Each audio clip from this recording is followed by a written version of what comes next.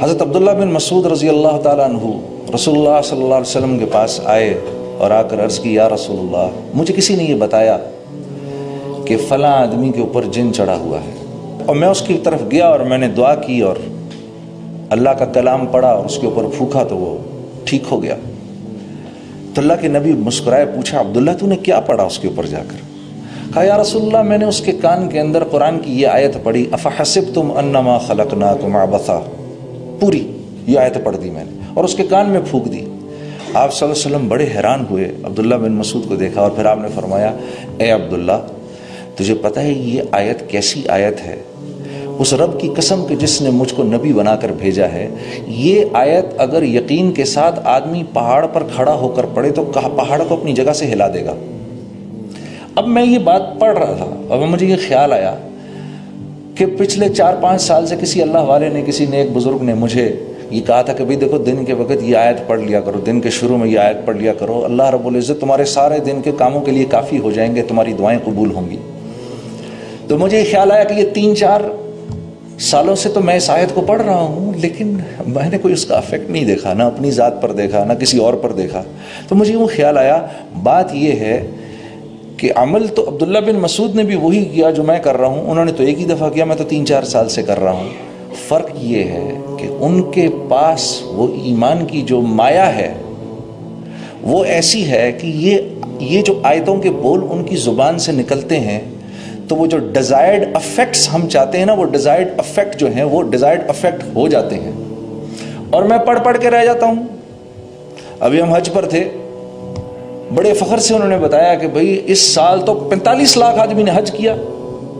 اب 45 لاکھ لوگوں نے،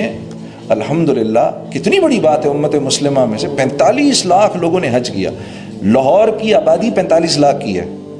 تو مکہ اتنا چھوٹا سا شہر ہے، اور 45 لاکھ بندہ مکے میں، اللہ نے ان کے وہاں پر کھانے کا بھی انتظام اور پینے کا بھی انتظام، نہانے دھونے کا بھی انتظام، پانی کیسے خرچ ہوتا ہوگا۔ ادھر دوسری ایمنسٹیز جو ہیں ان کی اویلیبلٹی، وہ کیسے اللہ نے ایک نظام چلایا، اور وہ 45 لاکھ کے 45 لاکھ اللہ سے یہ دعا کرتے ہوں گے یا اللہ مسلمانوں کو پھر سے عروج نصیب فرما، اسلام کو عروج نصیب فرما، یا اللہ ہماری زندگیوں کو قبول فرما۔ وہ سب کیا کیا دعائیں نہیں کرتے ہوں گے،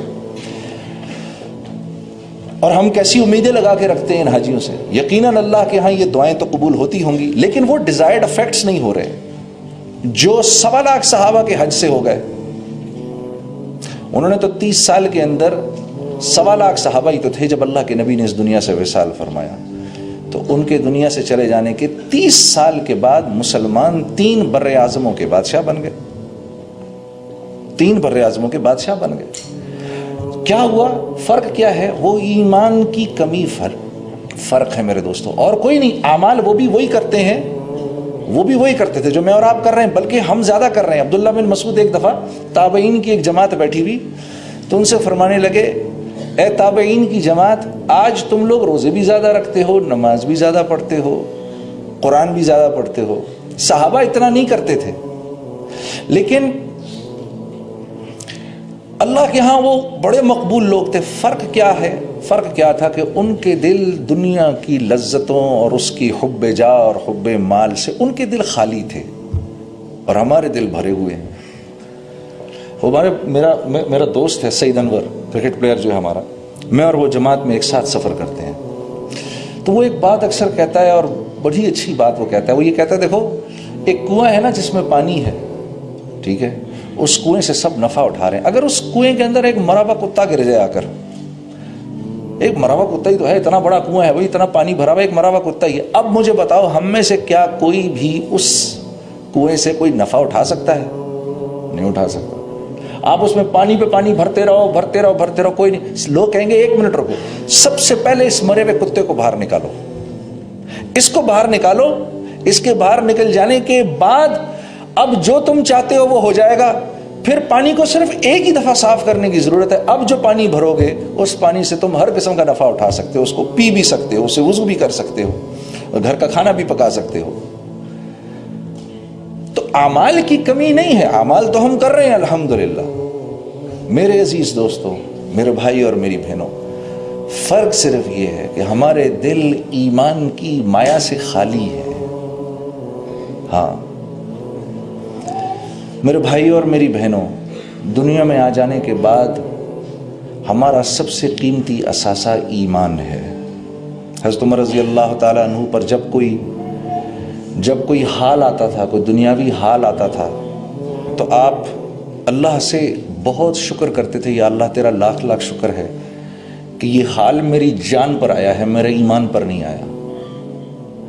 کیونکہ میرے دوستو، ایمان وہ اندر کی مایا ہے جو انسان کو اللہ کے حکموں پر کھڑا کرتی ہے، ورنہ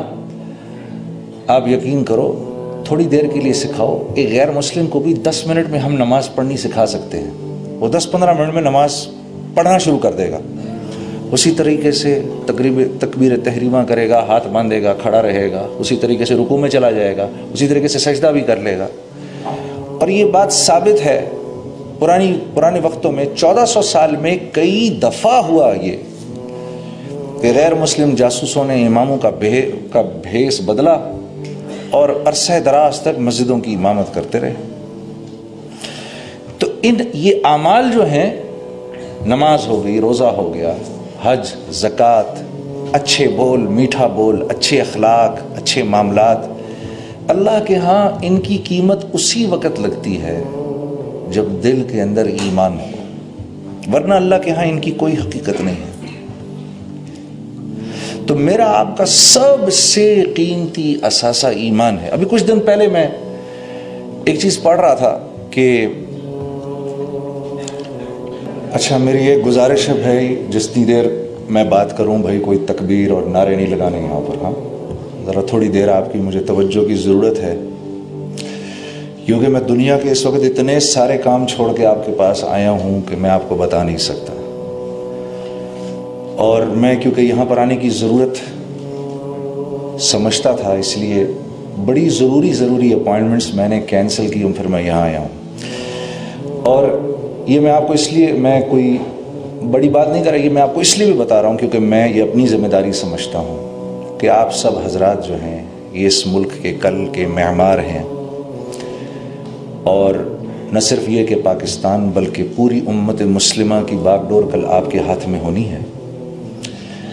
اور میری دل و جان سے آپ کے لیے دعا ہے کہ اللہ رب العزت آپ لوگوں سے اپنے دین کا کام لے، کیونکہ جس کے لیے اللہ نے یہ فیصلہ کر لیا کہ میں نے اس سے کام لینا ہے، یقین کرو میرے دوستو، آپ ذرہ کریں گے اور اللہ آپ سے ایسے کام لے گا، آپ ایک قطرہ کام کریں گے، اللہ آپ سے کام ایسے لے گا جیسے سمندر سے لیتا ہے۔ وہ اس کی اپنی مرضی پر ہے، آپ میں سے کس کو چن لے، ٹھیک ہے؟ یوں اگر ہم زور لگائیں تو کسی کو 2 رکعت نماز بھی نہیں پڑھا سکتے، ہاں، لیکن اگر اپنی زندگی کو ٹھیک کرنے کا فیصلہ کر لیں تو پھر اللہ کی طرف سے آسمانوں پر چناؤ ہوتا ہے کہ اس نے اپنے آپ کو ٹھیک کرنے کا ارادہ کر لیا، اس لیے اب ہم اس کی ذات کو، اس کی زندگی کو اوروں کی ہدایت کا ذریعہ بنائیں گے۔ یہ ہے سارا معاملہ۔